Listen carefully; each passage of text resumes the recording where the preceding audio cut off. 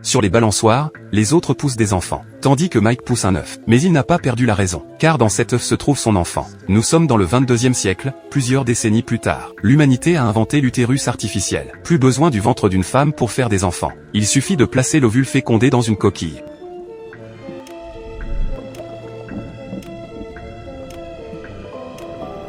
10 mois plus tard, un bébé plein de vie voit le jour. Mike et Rachel forment un couple uni. La femme étant très prise par son travail. Ils ont opté pour la procréation par capsule ovulaire. Mike travaille à domicile. Alors la tâche de couvaison lui incombe. Au début, Mike était quelque peu désorienté. Mais en voyant le fœtus grandir jour après jour, Mike semble avoir trouvé ses marques de futur papa. Petit à petit, il se met à lire en tenant l'œuf, à cuisiner avec l'œuf. Même en sortant travailler, il n'oublie pas de l'emmener. Voyant son mari ressembler de plus en plus à une femme enceinte, Rachel prend aussi l'œuf dans ses bras, pour expérimenter la sensation de grossesse. Même dans son entreprise, il y a des casiers spéciaux pour conserver les œufs, selon les exigences du centre d'incubation. Les 2 derniers mois, la capsule ovulaire doit être placée sous gestion centralisée au centre d'incubation, jusqu'à la naissance de l'enfant. Heureusement, on peut régulièrement rendre visite au bébé au centre. 2 jours plus tard, le personnel annonce soudain qu'il faudra administrer des ocytocines à l'enfant dans quelques jours. Le couple reste interdit. Ce n'est même pas encore le terme prévu, mais le personnel explique que l'entreprise a récemment changé de politique. Dès que le fœtus atteint 39 semaines, peu importe si c'est le terme ou non,